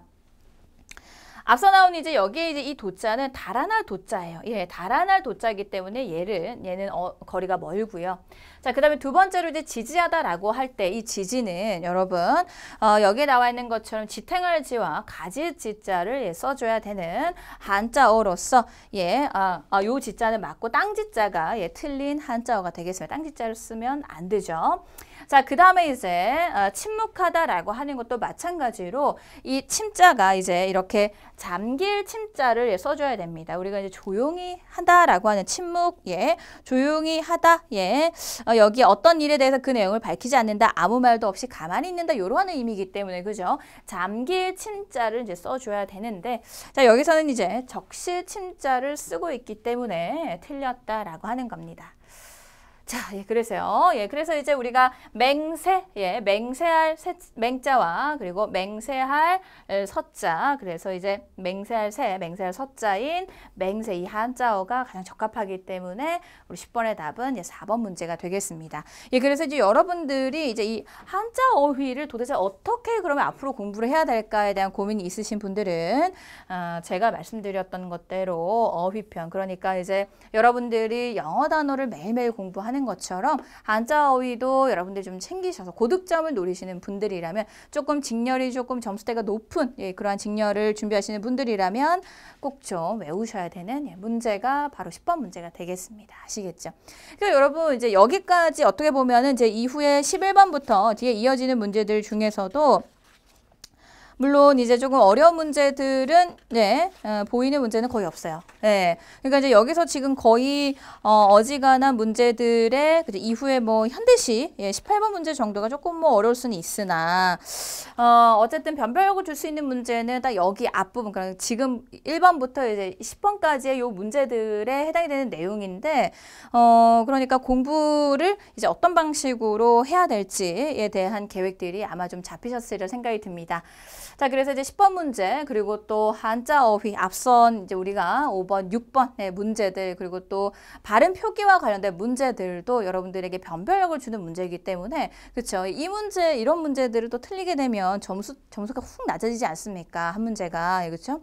예, 그래서 여러분들이 잘 좀 한자어 같은 경우는 앞으로 이제 또 시험을 또 이제 물론 다음 주에 우리가 군무원 시험이 또 있고 아직 뭐 시험이 다 끝나지는 않았으나 그래도 굵직한 시험 3개, 그러니까 소방직, 지방직, 그리고 국가직 시험이 이제 끝이 났기 때문에 내년 시험을 준비하시는 우리 수험생분들이 이제 계시다면은 한자어 문제는 꼭 좀 챙겨서 공부를 해두셔야 되겠다라는 말씀을 드리고 싶습니다. 자, 11번 문제 쉽다라고 제가 말씀을 드렸는데 빨리 해설을 해보고 넘어가도록 할게요. 자, 정민의 의사소통 방식으로 가장 적절한 것은 마찬가지로 이제 우리 소방직렬 문제, 유사한 문제 출제됐습니다. 올해 소방직렬 문제와 유사한 문제가 출제가 됐는데 이게 무슨 대화의 경률로 이제 사실은 봐도 상관이 없어요. 그렇게 어렵게 접근하지 않아도 우리 충분히 문제 풀 수 있습니다. 볼게요. 자, 상수가 요즘 짝꿍이랑 사이 별로야. 왜? 무슨 일 있었어? 정민이가 대답을 해줍니다. 상수가 고민이 있는 거예요. 그 애가 자꾸 나를 좀 거슬리게 하는 거야. 예. 그랬더니 정민이가 그러지 말라고 해보지 그랬어? 그랬더니 해봤지. 안 먹혀. 날 동생처럼 여기나 봐. 그랬더니 정민이가 뭐라고? 여기에 나와야지. 나도 그런 적이 있어. 내 경험을 이야기를 하고 있습니다. 그죠? 작년에 내 짝꿍도 나한테 무척이나 너무 심하게 됐어. 자꾸 끼어들어서 너무 힘들었어. 네 얘기 들으니까 그때가 생각난다. 그런데 생각을 바꿔보니 그게 관심이다 싶더라고. 그랬더니 마음이 좀 편해졌고 짝꿍한테 좀 솔직히 이야기했더니 잘 좀 해결이 됐다라고 어떻습니까? 자기의 경험을 이야기를 해주면서 문제 해결에 대한 그러한 해결점을 찾을 수 있게 이야기를 해주고 있습니다. 그렇게 해서 여러분 다 몇 번 바로 자신의 경험에 대한 이야기를 하는 선택지는 2번밖에 없죠. 이렇게 빨리 찾고 넘어가시면 되는 겁니다. 되셨죠? 뭐 어려운 제시문도 아니기 때문에 이렇게 문제를 푸시면 되겠고 쉽습니다. 마찬가지로 이제 우리 요약 특강에서 뭐 대화의 경리에서 제가 나와 이야기를 했는데 여기까지 들어가지 않아도 그냥 여러분 읽기만 해도 풀 수 있는 문제 11번 문제였고 여기서는 11번은 정말 말 그대로 깔고 가는 문제로 절대로 틀리면 안 되죠. 자, 12번 문제도 사실 여러분 어떻습니까? 우리 같이 너무나도 연습 많이 했던 전개 방식, 글의 전개 방식과 관련된 문제입니다. 그죠? 자, 글의 전개 방식, 다음에 제시한 글의 전개 방식의 예로 가장 적절한 것은 인과에 대한 거야. 그죠? 우리 너무 많이 했어요. 원인과 결과의 줄임말, 앞에는 원인, 아니면 또는 뒤에 원인, 아니면 또는 그래서 이후에 결과에 대한 내용을 이야기를 해주고 있는 설명 방식 우리가 인과라고 했습니다. 자, 볼게요. 1, 2, 3, 4번 중에 어디가 인과의 설명 방식입니까? 그렇죠. 1번. 온실효과로 지구의 기온이 상승할 때 가장 심각한 영향은 해수면의 상승이다. 자, 이러한 현상은 이게 원인인 거예요. 그죠? 예, 바다 육지의 비율을 변화시켜 엄청난 기후변화를 유발하며 게다가 섬나라나 저지되는 온통 그래서 이제 물에 잠기되는 결과를 나타내주고 있기 때문에 얘가 뭐다 여러분? 예, 인과로 사시면 되겠고 자 2번은 이 사회의 경제는 모두가 제로섬 요소로 구성되어 있다. 제로섬이란 제로가 된다는 뜻이다. 이렇게 되면서 그쵸? 뭐 하고 있습니까? 정의 내려주고 있네요. 뭐뭐란 그쵸? 자, 3번 어떻습니까? 다음 날도 찬우는 학교 담을 따라 돌았고 그리고 고무신을 벗어 한 손에 한 짝을 쥐고 자, 그리고 이렇게 자, 어떻습니까? 시간 순대로 서술을 하고 있습니다. 그래서 우리가 뭐라 그럽니까? 서사라 그러죠. 자, 그다음에 벼랑에는 빽빽한 소나무 숲에 가려 보이지 않았고 새털구름 하늘 아래 농가밭 강을 선물 세트 끼고 앉은 소읍의 정경. 자, 정경 지금 뭐 하고 있어요? 그쵸, 묘사. 자, 그렇기 때문에 인과의 설명 방법을 사용을 하고 글을 전개하고 있는 것은 답은 1번. 어렵지 않죠. 그죠? 자, 마찬가지로 우리 공간국어 독해편에 354쪽에 우리 같이 너무 많이 했습니다. 독해편에서 우리 기본 잡으면서 동형 모의고사와 기출 강의를 통해서도 그러니까 우리 기출에서도 유사한 기출이 출제가 되지 않았습니까? 그죠? 그래서 이제 연습을 많이 했던 내용으로 여러분들이 충분히 잘 찾으셨으리라 생각이 들고요. 13번 문제도 사실은 그죠? 11번 문제와 마찬가지로 어렵지 않습니다. 자, 진행자 A의 대화 진행 전략으로 적절하지 않은 것을 찾아보라라고 하는 내용이 되겠습니다. 여러분 안녕하세요. 한 지방자치단체가 의료 취약계층을 위한 의약품 공급 정보망 구축 사업을 해오고 있는데요. 오늘은 그 관계자분을 모시고 말씀을 드려보기로 하겠습니다. 과장님 안녕하세요 라고 했습니다. 네, 안녕하세요. 의약품 공급 정보망이라는 말이 다소 생소한데 이게 무슨 말인가요? 설명해 주세요 라고 이야기를 해주고 있으니까 B가 막 설명을 하고 있고요. 자, 그렇군요. 그동안 이 사업에 성과가 있었다면 그럴 만한 이유가 있을 텐데 잘 됐다고 하는데 왜 그에 대해서 이야기를 좀 해달라. 네 자랑 좀 해봐라. 이 말이죠. 그렇죠? 자, 그래서 이제 그렇습니다. 약국이나 제약회사에서는 판매되지 않은 의약품을 기탁하고 정말 설명을 해주고 있죠. 자, 혹시 이 사업에 힘든 부분은 없었습니까? 이런 말입니다. 그죠? 자, 의약품을 의사의 처방에 따라서 주는 것이 아니라 수요자가 어쩌고저쩌고 이런 이제 어려움들이 있었다라고 이야기를 해주고 있어요. 자, 그러니까 앞으로 이런 문제를 해결하기 위한 제도나 의료 전문가의 지원이 좀 더 필요하다는 말씀이군요. 앞에 이제 B가 했던 이야기를 한번 정리를 해주고 있다. 그죠? 자, 끝으로 이 사업에 참여하려면 어떻게 해야 되는지도 말씀해 주십시오. 이렇게 하면 됩니다. 간편해서 너무 좋네요. 라고 어떻습니까? 계속 호응을 잘 해주고 있습니다. 그죠? 자, 이렇게 잘 되기를 바란다. 많은 도움이 되기를 바랍니다. 라고 하면서 이제 대화를 마무리해 주고 있습니다. 상대방의 말을 들었다. 네, 너무 좋군요. 그렇군요. 이렇게 반응을 잘 해주고 있기 때문에 그렇죠. 너무 쉽죠, 이 문제는. 자, 상대방의 대답에서 모순점을 찾아 논리적으로 대응한다라고 하는 건 우리가 알 수가 없다. 그냥 보기만 하면 알 수가 있는 문제죠. 대화에 화제가 된 일을 홍보할 수 있는 대답을 유도한다. 그쵸? 잘한 거 뭐야? 이야기해봐. 라고. 그쵸? 그래서 이제 유도하고 있었고, 상대방의 말을 대화의 흐름에 맞게, 그렇군요. 그러면은 이런 말이군요. 한 번 더, 그쵸? 보충을 해주고 있다, 정리를 해주고 있다라고 하는 걸 같이 찾아봤습니다. 그죠? 그래서 답은 여러분도 어렵지 않게 2번으로 찾으셨으리라 생각이 들고요. 그래서 이제 대답의 모순점을 찾는 것도 여기서는 없었고, 그죠? 논리적으로 대응하는 내용도 모순점을 찾는다라고 하는 부분이 좀 적절하지가 않다.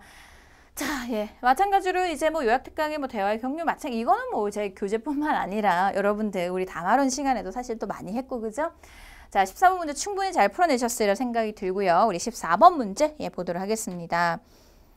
사실은 14번 문제가 1회 삼국유사에 출전되어 있는 이제 설화 내용이 되겠어요. 설화. 자, 설화를 이렇게 이제 기록해 놓은 작품인데, 보양 이목 설화가 되겠습니다. 근데 이 내용을 사실은 몰라도 그냥 여러분 잘 읽으면은요, 풀 수 있는 문제예요. 그렇기 때문에 고전이 그냥 막연히 어렵게만은 이젠 출제가 되지 않구나라고 하는 유형으로 가고 있습니다. 그래서 여러분들이 자꾸 해야 되는 연습은 뭐냐, 좀 글을 명확하게 그리고 정확하게 잘 독해하는 연습이 좀 필요하다라고 하는 거. 자, 볼게요. 용왕의 아들 이목은 항상 절 옆에 작은 연못에 있으면서 남몰래 보양 스님의 법화를 도왔어요. 문득 어느 해에 가뭄이 들어 밭에 곡식이 타들어가자 보양 스님이 이목을 시켜 비를 내리게 하니 고을 사람들이 모두 흡족히 여겼다. 하늘의 옥황상제가 장차 하늘 뜻을 모르고 비를 내렸다 하여 이목을 죽이려 했다. 이목이 보양 스님에게 위급함을 알리자 보양 스님이 이목을 침상 밑에 숨겨주었다. 잠시 후 옥황상제가 보낸 천사가 뜰에 이르러 이목을 내놔라 했더니 보양 스님이 뜰 앞에 있는 배나무, 자 이목이에요. 그쵸? 소리 같습니다. 제가 이목이야 예, 라고 했어요. 천사가 배나무의 벼락을 내리고 하늘로 올라갔다. 그러니까 천사는 이목을 옥황상제께서 없애라고 했으니 난 이목을 없앴어 라고 올라간 거겠죠. 그죠? 자, 그 바람에 배나무가 꺾어졌는데 용이 쓰다듬자, 용이 쓰다듬은 행위를 해준 거예요. 살아났어요. 그죠? 일설에는 보양 스님이 주문을 외워 살아났다고 했다. 그 나무가 근래에 땅에 쓰러지다 어떤 이가 빗장 막대기를 만들어 선법당과 식당에 두었다. 자, 근래다라고 하는 표현을 쓰고 있습니다. 그 막대기는 글귀가 새겨져 있었다. 자, 천사의 벼락을 맞은 배나무는 저절로 소생했다. 아니죠. 누가 만져줬다 그랬어? 용이 쓰다듬었다라고 표현을 하고 있었고, 그죠? 자, 천사는 이목을 죽이려다가 실수로 배나무의 벼락, 실수 아니라 누가 이목이야? 저게 이목이다.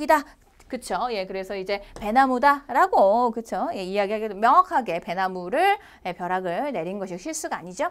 자, 벼락 맞은 배나무로 만든 막대기가 글쓴이의 당대까지, 전해졌다라고 하는 게 적절합니다. 왜? 근래에라고 하는 내용이 있기 때문에, 그쵸? 자, 그 다음에 제멋대로 비를 내린 보양 스님을 벌하려고 옥황상제가 천사를 보냈다라고 되어 있죠. 이것도 이제 적절하지가 않다라고 하는 거, 그죠? 자, 그래서 이제 여러분 어떻습니까? 글에 대한 이해로 가장 적절한 것은 3번으로 찾으시면 되는 문제고 어렵지 않았습니다. 그죠? 자, 그 다음에 이제 15번은 더 쉬워요. 15번은 뭐 이렇게 나와서 좀 어려운 게 아닐까라고 생각할 수 있는데 읽어보면 전혀 쉽지 않습니다. 어렵지 않습니다. 예, 주장으로 가장 적절한 것을 찾으라라고 하는 문제고요. 자, 어떻습니까? 경상 지역 방언을 쓰는 사람은 대체로 어와 을을 구별하지 못한다. 이들은 증표와 정표를 구별하여 듣지 못할 뿐만 아니라 구별하여 발음하지 못하기 십상이다. 또 이들은 시옷과 쌍시옷을 구별하지 못하는 경우가 많다. 따라서 이들은 쌀밥을 많이 먹어서 쌀이 많이 쪘다라고 말하든 쌀밥을 많이 먹어서 쌀이 많이 쪘다고 말하든 쉽게 그 차이를 알지 못한다. 한편 평안도 및 전라도와 경상도 일부에서는 오와 어를 제대로 분별해서 발음하지 않는 경우가 종종 있다. 평안도 사람들의 지읒 발음은 다른 지역의 디귿 발음과 매우 비슷하다. 이처럼 마지막에 들어갈 내용으로 적합한 걸 찾아보라라고 하는 겁니다. 우리말은 지역마다 다양한 소리 거리가 멀고요. 그죠? 우리말은 지역에 따라 다양한 표준 발음법 거리가 멀고요. 우리말은 지역에 따라 구별되지 않는 소리에 대한 이야기를 지금 하고 있죠. 어와 의가 구별되지 않고 평안도 전라도는 오와 평안도는 지읒과 그리고 또 뭐 디귿 발음이 매우 유사하다 이렇게 이야기를 하고 있기 때문에 여러분 적합한 것은 몇 번? 3번으로 찾으시면 되는 문제가 되겠습니다. 그죠? 자, 어렵지가 않아요. 16번 문제가 이제 한자성어 문제, 그러니까 앞서서 우리가 한자 문제 2문제와 16번 문제 한자성어 문제인데 절치부심, 건불, 심년, 아전인수, 내우, 외환이 되어 있는데 여러분 친절하게 어때요? 지금 이제 그러니까 특징적인 부분은 이제 예전의 문제의 유형은 사실은 이제 요거 없이 제시문 없이 그냥 이렇게 의미가 다른 한자성어 하나 고르라 이런 식으로 만약에 출제가 됐다면 올해는 그쵸? 요렇게 이제 제시문을 하나 주고 위의 내용과 유사한 근데 사실은 이제 이러한 유형의 문제가 작년에도 그리고 재작년에 출제가 된 유형이죠. 그죠? 자, 어쨌든 그래서 이제 근데 또 그래도 여러분들이 잘 마치라고 틀리지 말라고 그러니까 여기서 변별력을 주지 않겠다라고 하는 모습을 우리가 알 수가 있습니다. 한글로 이렇게 현대어로 다 이렇게 한글로 다 표기를 해주고 있지 않습니까? 도금을 다 달아주고 있지 않습니까? 그죠? 그렇기 때문에 자, 그래서 이제 여기에 제시문에 나와 있는 내용은 어떤 내용이었습니까? 기술 혁신 상징으로 화려하게 등장한 이후 글로벌의 아이콘이 됐던 소위 스마트폰이 진화의 한계에 봉착했다. 게다가 최근 들어 중국 업체들의 성장세가 만만치 않은 상황이 펼쳐지고 있고 이런 가운데 오랜 기간 스마트폰 생산량의 수위를 지켜왔던 기업들의 호시절도 끝난 분위기다. 호시절이 끝났어요. 호시절에 뭔가 이제 돈을 많이 벌던 그 시절이 끝났다라고 하는 그런 의미가 되겠죠. 자, 그렇다면 스마트폰 이후 글로벌 주도 산업은 무엇일까? 여기에 나와 있는 내용은 앞에 나와 있는 내용에 대한 한자성어가 되어야 되겠죠. 자, 그럼 여러분 어떤 것이 맞겠습니까? 절치부심 무슨 뜻인데요? 나의 어떤 분기가, 분함이 그냥 이렇게 이를 갈면서 속을 썩인다 이런 의미이지 않습니까? 절치부심. 근데 어떻습니까? 그런 건 아니죠. 권불 10년 무슨 뜻입니까? 예, 권세가 10년을 가지 않는다라고 하는 의미입니다. 호실이 이제 끝났다라고 하는 거 10년 가지 않아. 우린 다음 걸 준비해야 돼라고 하는 이야기이기 때문에 여러분 몇 번이 적절하겠습니까? 2번 적절한 한자성어로 볼 수가 있는 겁니다. 그러니까 이제 친절하게도 그러니까 이 문제는 그러니까 많이 틀리지 않을 수 있게 친절하게 또 현대 우리가 도금을 다 이렇게 한자성어의 도금들을 달아주고 있기 때문에 여러분들이 아마 잘 맞히셨으리라 생각이 듭니다. 제 눈의 물대기, 그쵸? 아전인수, 내우, 외환, 한자성어 여러분 나라 안팎으로 여러 가지 어려움이 있다라고 하는 한자성어다라고 하는 거는 어렵지 않게 잘 찾아낼 수 있으리라 생각이 듭니다. 그리고 또 마찬가지로 우리 어휘, 독해 어휘편의 459쪽에 모두 다 수록이 되어 있는 한자성어들입니다. 그렇기 때문에 여러분들 어휘를 선생님 어떻게 공부해야 될지 모르겠습니다. 라고 생각하시는 분들, 고득점이 목표이신 분들, 95점 이상, 100점, 90점 이상이 목표이신 분들은 반드시 무엇을 해야 되겠다? 어휘 공부를 해야 되겠다라고 하는 거 아시겠죠? 여기서 그래도 이번 우리가 이제 국가직에선 친절하게 도금을 달아주었지만 우리가 이제 지난 지방직이나 아니면 또는 이제 작년 문제 같은 경우도 도금을 달아주지 않지 않았습니까? 그죠? 그래서 우리는 한자 성어를 한자로 읽는 연습을 꼭 해야 된다. 이런 연습들을 우리 같이 수업 시간에 또 해왔죠. 자, 그래서 여러분들이 일단은 너무 방대하지만 일단은 제 교재 안에서 모듈이 다 출제가 됐기 때문에 여러분들은 제 교재에 있는 한자어들이라도 조금은 챙기셔서 잘 좀 외워두시길 바랍니다. 아시겠죠? 자, 그래서 16번에 그래서 정답은 2번으로 여러분들이 찾으시면 되는 문제고요. 자, 17번 이 글에 대한 이해를 적절하지 않은 것은 희극의 발생 조건에 대해서 베르그송은 집단, 지성, 한 개인의 존재 등을 꼽아다. 즉 집단으로 모인 사람들이 자신의 감정을 침묵하게 하고 지성만을 행사하는 가운데 그들 중 한 개인에게 그들의 모든 주의가 집중이 되도록 할 때 희극이 발생한다라고 말하고 있습니다. 얘만 읽어도 사실은 문제를 풀 수가 있으나 자, 일단은 볼게요. 베르그송에 의하면 관객의 감성이 집단적으로 표출된 결과다라고 하는 부분이 이제 틀려버린 겁니다. 지금 여기서 이제 뭐라고 이야기하고 있습니까? 감성을 침묵하게 하고 있다. 그리고 또 어떤 이야기 하고 있습니까? 그들 중에 한 개인이 이야기를 하고 개인에게 그들의 모든 주의가 집중되도록 하고 있다라고 하고 있기 때문에 감성이 집단적으로 표출된 결과다라고 하는 이 내용이 바로 그냥 틀린 거죠. 답은 1번입니다. 적절하지 않은 것은 아시겠죠? 자, 그래서 이제 베르그송에 의하면 집단 지성 한 개인의 존재는 희극 발생 조건이라 그대로 여기에 나와 있죠. 2번 선택지 그대로 나와 있고요. 한 개인의 신체적, 성격적 결함은 집단의 웃음을 유발하는 직접적인 장치이다라고 되어 있어요. 자, 그래서 이제 신체적 결함은 집단의 웃음을 유발한다. 밑에 이제 나와 있는 내용, 그래서 밑에 이제 신체적 결함이나 성격적인 결함을 통해서 웃음을 유발한다라고 나와 있습니다. 프로이트에 의하면 상대적으로 정신활동보다 유치활동에 힘을 쓰는 상대가 희극적인 존재다라고 이제 여기 뒤에 뒷부분에 이렇게 이야기를 해주고 있죠. 사실은 그냥 읽기만 하면 풀어낼 수 있는 문제가 되겠습니다. 아시겠죠? 하지만 이제 중요한 거는 우리가 지금 보면 일단은 이제 그 약간의 글밥들이 좀 많다라고 하는 걸 우리가 알 수가 있습니다. 그죠? 그렇기 때문에 좀 빠른 시간 안에 푸는 연습들이 사실은 좀 필요하다라고 하는 거. 그리고 그 연습 훈련을 좀 하시면서 나머지 이제 우리가 문법과 문학 이러한 내용들을 정리를 좀 해줘야 되겠다. 그래서 제가 2020년에 제가 말씀드렸던 그 공부 방법대로 여러분들이 이 공부를 해 오셨던 분이라면 분명히 좋은 점수대를 아마 받으셨을 생각이 듭니다.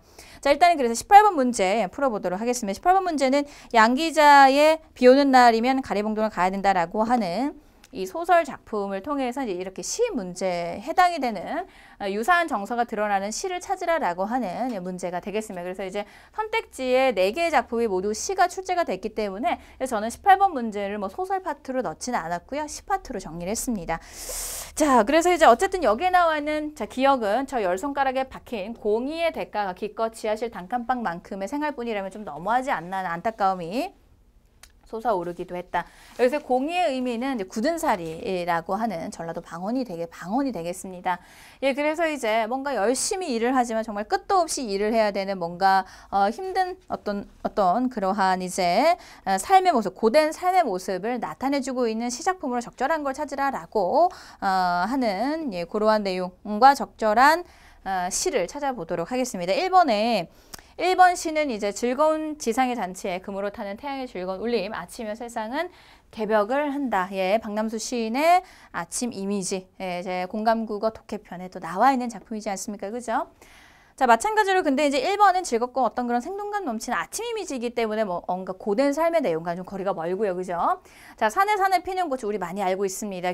김소월 시인의 산유화, 예, 시가 되겠고, 이 시에서 전달하고자 하는 내용은 어떤 내용이었습니까? 그쵸, 인간의 근원적인 고독감에 대한 내용이었다라고 하는 것이기 때문에 어떤 고된 삶과는 좀 거리가 멀죠. 그죠? 3번에 남편은 어디에 가 있는지 아침에 속 끌고 산에 올랐는데 산밭을 일구느라 고생을 하며 저물도록 돌아오지 못한다. 아침에 일찍 가서 해가 저물도록 돌아오지 못하고 고되게 지금 일을 하고 있구나라고 하는 바로 예, 그 작품이 되겠습니다. 자, 그래서 이제 김창협님의 산민이라고 하는 작품으로 자, 이 한시 작품이 되겠습니다. 예, 그래서 이제 이 작품의 내용은 고통스러운 삶을 살아가는 백성들에 대한 어떤 그런 연민, 예, 이러한 내용들이 주를 이루는 한시 작품으로 유사한 정서로 보기에 적합한 것이 여러분 3번으로 여러분 찾으시면 되겠습니다. 아시겠죠? 자, 그 다음에 4번에 눈을 가만히 감으면 굽이 잦은 풀밭 길이 개울물 돌돌돌 길서프로 흘러가고 백양숲 사립을 가린 초집들도 보이고요. 자, 마지막 작품은 김상옥님의 사향 어떻습니까? 고향에 대한 그리움, 그쵸? 예, 고향의 모습을 지금 묘사를 해주고 있는 장면으로서 고향에 대한 그리움이 그대로 드러나 있다라고 하는 내용이 되겠습니다. 자, 그래서 이제 정서가 유사한 것은 여러분 3번으로 찾으시면 되는 내용이 되겠고요. 각 작품별로 제가 꼼꼼하게 제 설지에 작품별로 상세한 어떤 갈래, 주제, 제재 이런 것들 정리를 싹 해두었으니까 여러분 제 설지 참고해 보시길 바랍니다.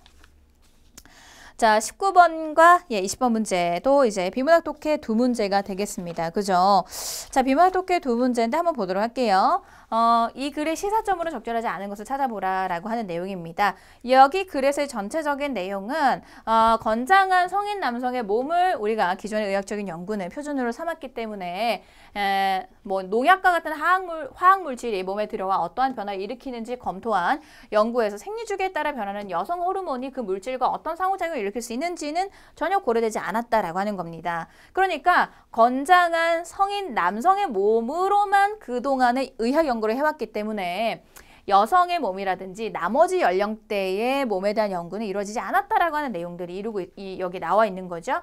자동차 충돌 사고로 인해서 인체공학적으로 시뮬레이션 할 때도 특정 연령대 남성의 몸이 연구 대상으로 되었고 여성의 신체 특성이나 다양한 연령대 남성의 신체적 특성은 고려되지 않았다라고 하는 겁니다. 그죠? 특정 연령대 성인 남성의 몸을 표준화된 인체로 여겼던 사고방식은 여러 문제점을 보여주고 있다. 예를 들어 예시, 대사율, 피부와 조직, 두께 등 자, 효과적으로 일할 수 있는 사무실 온도는 21도로 되어 있는데 사실은 어떻다? 22도, 여성은 25도였다. 예. 남성은 기존의 적정 실내 온도에 가까운 답을 했고 여성은 더 따뜻한 사무실에서 일하기를 원했다. 이러한 차이의 이유는 무엇일까? 자, 현재 적정 사무실 온도로 알려진 21도는 1960년대 측정된 자료를 바탕으로 하는데 당시 몸무게 70kg인 40세의 성인 남성을 기준으로 했다는 겁니다. 이러한 표준화된 신체를 가진 남성의 대사율은 여성이나 다른 연령대의 남성들 대사율과는 다르고 당연히 체내 열 생산의 양도 차이가 있다. 되시겠죠? 자, 그래서 이 글에서 이제 시사하는 시사점으로 이제 적합하지 않은 것을 찾으라라고 하는 문제가 되겠습니다. 표준으로 삼은 대상이 나머지 대상의 특성까지 대표하지 못하기 때문에 앞으로 의학적인 연구를 하려면 하나의 표준을 정하기보다 가능한 한 다양한 대상을 선정해서 하는 것이 바람직하겠다라고 하는 내용 이야기할 수 있겠고 현재 우리가 알고 있는 의학 지식 중에는 특정 표준 대상만을 연구한 결과인 것이므로 앞으로 이런 의학 지식을 활용하려면 연구 대상을 살펴봐서 그대로 활용할지를 결정하는 것이 바람직하다. 특정 표준 대상, 그러니까 40세의 건장한 남성, 70kg의 건장한 남성이다라고 되어 있으니까 그죠? 3번에 성별이나 연령대 등에 따라 신체 조건이 같지 않기 때문에 근무 환경을 조성할 때 근무자들의 성별이나 연령대를 고려하는 공감하는 것이 바람직하다. 그죠? 나머지 그 선택지는 맞습니다. 4번 기존의 사무실 적정 실내 온도가 조사된 것보다 낮게 설정되어 있으므로 향후에는 모든 공공기관의 사무실 온도를 조정할 때 현재보다 설정 온도를 일률적으로 높이는 것이 바람직하다라고는 조금 그죠? 극단적인 결론으로 볼 수가 있기 때문에 시사점으로 적절하지 않은 것은 4번으로 찾으시면 되는 내용이 되겠습니다. 아시겠죠? 자, 그 다음에 이제 우리 마지막 문제 20번 해설을 해보도록 하겠습니다. 자, 다음 글을 바탕으로 기억을 이해할 때 마찬가지로 이제 비문학 독해 제시문이 되겠고요. 나는 연극에서의 관객의 공감에 대해 강연한 일이 있다. 그래서 이제 여기에 대한 이해를 할 때 가장 적절한 거. 자, 나는 어떤 이야기를 했냐면은 관객이 공감하는 것을 직접 보여주려고 했고 나는 자원자가 있으면은 나와서 배우처럼 이제 읽어주기를 청했습니다. 그리고 청중에게는 연극의 관객에 대해서 들어봐 라고 한 거죠. 자, 한 사람이 앞으로 나왔고 그에게 아우슈비츠를 소개한 드라마의 한 장면에 적힌 종이를 건네주었고 자원자가 종이를 받아들고 그것을 훑어볼 때 청중은 어수선한 거예요. 그런데 자원자의 입에서 떨어진 첫 대사가 끔찍한 내용이었고 아우슈비츠에 관한 적나라한 증언 너무나도 충격적이어서 청중들은 완전히 압도되어서 몰입하게 된 거예요. 되시겠죠? 자, 자원자는 청중들의 얼어붙은 듯한 침묵 속에서 낭독을 계속했고 자원자의 낭독은 세련되지도 능숙하지도 않았다. 그러나 관객들의 열렬한 공감을 이끌어냈다. 과거 역사가 현재 관객들에게 생생하게 공감되었다. 이것이 끝나고 이번에는 강연자 같이 갔던 이번에 배우한테 셰익스피어의 희곡 헨리 5세에서 발췌한 대사를 낭독해달라고 했는데 자, 400년 전 아젠크루즈 전투, 이 전쟁에 대한 내용이었으나 청중들은 듣는 둥 마는 둥 했고 어떻습니까? 갈수록 청중들은 낭독자 따위는 안중에도 없다는 듯이 행동했다. 그래서 앞선 자원자가 낭독할 때와는 사뭇 달랐다라고 하는 내용. 자, 그래서 이제 가장 적절한 것은 배우의 연기력이 좋아서 관객들이 집중했다? 아니죠. 거리가 멀고요. 비참한 죽음을 다룬 비극적인 소재의 관객의 공감을 일으킨다. 아우슈비츠와 여기에 나와 있는 것처럼 지금 아젠크루트 전투. 둘 다 끔찍한 상황인 거죠. 전쟁. 그리고 그래서 이제 비참한 죽음을 당한 비극적 소재다라고 하는 것도 동일합니다. 그렇기 때문에 이번도 거리가 멀고요. 훌륭한 고전이라고 해서 항상 청중의 공감을 불러일으킬 수 있는 것은 아니다. 얘가 사실은 가장 적합한 내용이 되겠습니다. 그죠? 현재와 가까운 역사 사실을 극화했다고 해서 커지지는 않는다라고 하는 내용은 거리가 멀고요. 그죠? 그렇기 때문에 가장 적합한 내용으로 우리가 볼 수 있는 것은 3번 선택지가 되겠습니다. 여러분, 이렇게 해서 제가 1번부터 20번까지 문제 해설을 했고요. 올해 또 연기되었던 우리 시험들이 소방지, 그리고 또 지방지, 그리고 또 올해 11일에 시행되었던 우리 국가직 시험까지 다 마무리가 되었습니다. 물론 앞으로도 이제 다음 주에 군무원 시험과 앞으로 또 남은 7급 시험들 또 나머지 시험들이 물론 또 기다리고는 있지만 또 큰 시험 이렇게 3개가 지금 마무리가 되었기 때문에 아마 여러분들께서 이제 앞으로 내년 2021년에 여러분들이 이제 이 국가직 시험을 어떻게 준비할지 사실은 좀 이 시험이 연기되었기 때문에 그죠? 국가직이 원래는 4월에 치러지지 않습니까? 이 더운 여름날 여러분들 이렇게 치러지게 된 것도 정말 특별한 케이스이긴 한데 그래서 내년에 4월에 만약에 시행이 된다라고 생각을 하시고 앞으로 이제 그렇게 되면은 이제 얼마 남지 않은 시간이죠, 그죠? 그래서 남은 시간 동안 여러분들이 계획을 잘 잡으셔서 제가 앞서서 말씀드렸던 것대로 여러분들 공부를 좀 우리가 문법 그리고 비문학 그리고 어휘, 문학 이렇게 이제 골고루 좀 공부를 좀 잘 해주셔야 되겠고 무엇보다도 합격을 위한 변별력을 주는 문제는 문법과 그리고 어휘 파트, 한자 어휘 파트였다라고 하는 거를 꼭 기억을 해주셔서 여러분들이 2021년에는 꼭 합격을 하겠다라고 생각을 하시는 분이 계시다면은 조금 어휘와 문법 파트를 조금 더 챙기셔서 공부를 하시고 또한 그렇다고 우리가 비문학 독해를 등한시해서는 기본 점수 우리가 받아낼 수 없기 때문에 비문학 독해를 통해서도 여러분들이 읽는 연습을 통해서 훈련을 통해서 여러분들이 이제 기본 점수대도 꼭 챙겨가시길 바랍니다. 아시겠죠? 자, 그래서 이제 지난 지방직보다는 살짝 난이도가 있었다라고 평가되는 2020년 국가직 시험 여러분 7월 7월에 시험이 이 더운 여름날에 치러지게 되면서 이 시험을 보고 오시느라 너무도 고생 많이 하셨고요. 여러분들이 이제 열심히 하셨던 만큼 분명히 좋은 결과 있을 거니까 너무 좌절하지 마시고 앞으로 남은 시험들도 잘 좀 정리를 하시길 바랍니다. 이제 해설 강의는 여기까지 마무리하도록 하겠습니다. 감사합니다.